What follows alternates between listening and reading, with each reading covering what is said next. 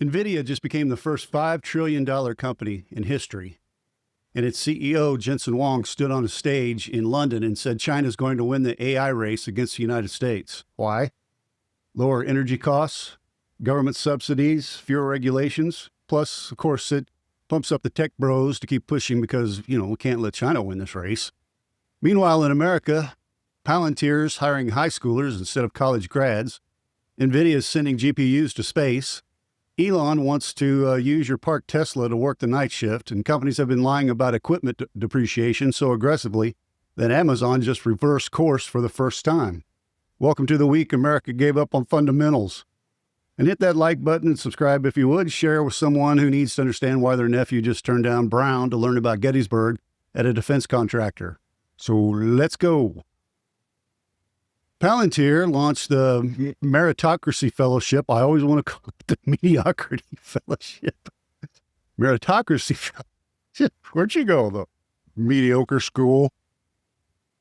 Mediocrity Fellowship. They hired 22 high school graduates, no college required or even wanted.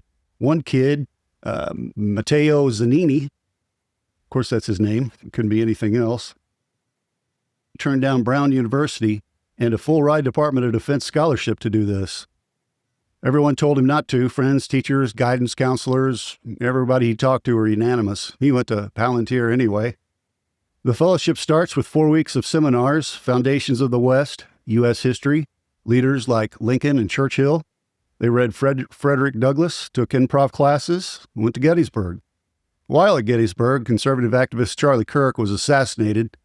So there they are, standing on a Civil War battlefield, learning about political division in, 1860 to 65, when 2025's political violence literally happens. After learning why the West is worth defending, Palantir put these 18-year-olds on live client projects on day 3. Hospitals, insurance companies, defense contractors, government work. One fellow admitted he'd never taken notes in his life. He mostly did math and coding, a Palantir counselor explained. And now he's on client projects for a defense contractor. While Palantir is abandoning college, Nvidia is abandoning Earth. November 2nd, Nvidia sent its H100 GPU to space. First time ever. There's been other GPUs in space, but this one's 100 times more powerful than any computer ever put in space. Why? Energy costs, water usage, regulations. They want to summon the Borg. We are the Borg. Existence as you know it is over.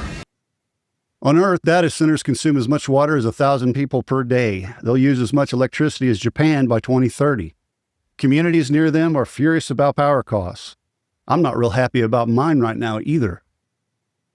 $600 and some odd for electricity. Are you kidding me?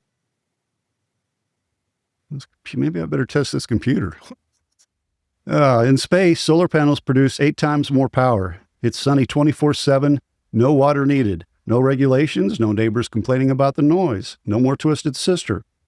The plan is to wait for Elon to make rockets cheap, then launch data centers where nobody can regulate them. It's the ultimate escape plan. You can't tax me, I'm in space. You can't catch me, I'm the gingerbread specimen. The future isn't fiber optic cables, it's satellites running ChatGPT from low Earth orbit. But Elon's not stopping at space. During Tesla's Q3 earnings call, he pitched investors on a new idea. Your parked Tesla is wasting potential. If we got all these cars that maybe are bored, Musk said, we could actually have a giant distributed inference fleet. Bored cars. Okay. Elon looked at 100 million Teslas just, sitting in your driveway and thought, these cars need jobs. That's 100 gigawatts of inference. So he told investors, pretty significant asset. Yeah, for who, Elon? It's my car, my electricity, my driveway.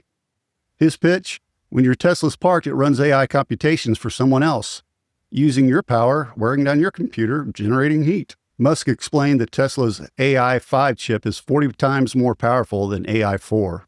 Might also be too much intelligence for a car, he said. So the problem isn't that the cars need that much power. The problem is Elon built a car so smart it gets bored when you're not driving it. Solution?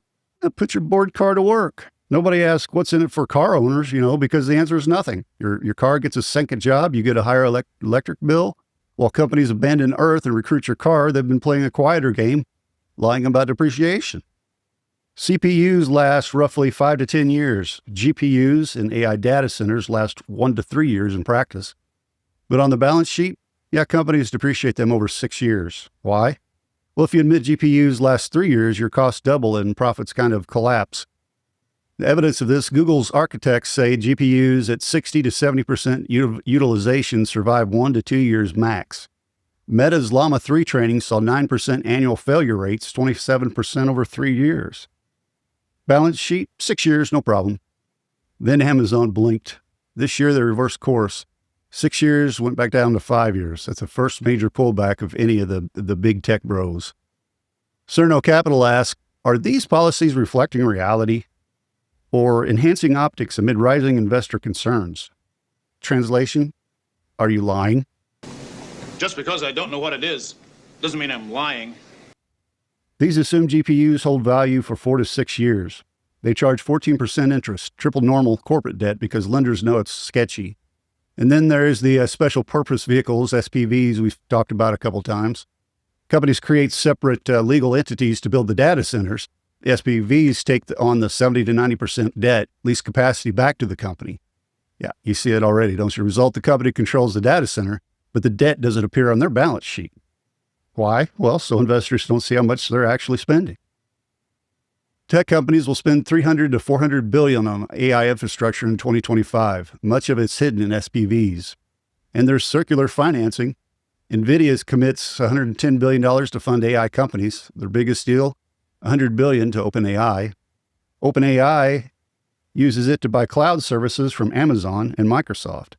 Amazon and Microsoft use it to buy Nvidia GPUs. The money goes Nvidia, OpenAI, Amazon, Microsoft, back to Nvidia. OpenAI's CFO admitted most of the money will go back to Nvidia. It's not investment, it's a carousel. OpenAI committed over $1 trillion in spending over the next decade. Revenue's around $20 billion. They lost $11.5 billion last quarter. But the accounting, that's flexible. And everybody sees it, and everybody does it. You know, it's like that peer pressure put on you back in high school. Everybody's doing it, come on, man. The Economist estimates an AI crash could wipe $35 trillion in market value and 8% of American household wealth. Jeff Bezos said at Italian Tech Week, AI is an industrial bubble detached from business fundamentals. Sequoia's Roelof Botha told founders about a portfolio company that went from $150 million to $6 billion in 12 months in 2021 and then crashed. Nothing demoralizes a team like watching a paper fortune evaporate. He referenced Icarus, fly too hard, too fast, your wings may melt. Even Sam Altman gets a little testy on this subject. On a podcast, host Brad Gerstner asked how OpenAI pays for $1 trillion in commitments with $13 billion in revenue. Altman said, first of all, we're doing well more revenue than that. Second, Brad, if you want to sell your shares, I'll find you a buyer. Enough.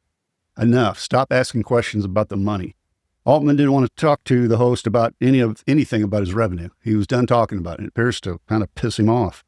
He added, when people write these ridiculous OpenAI is about to go out of business posts, I'd love to tell them to short the stock, and I'd love to see them get burned. Thanks, Sam. Old pal, old buddy of mine. And Meta spending $72 billion this year. Analysts asked Zuckerberg what they're getting. And you remember from the last episode, he said, we expect to build novel models and novel products. And I'm excited to share more with you when we have it.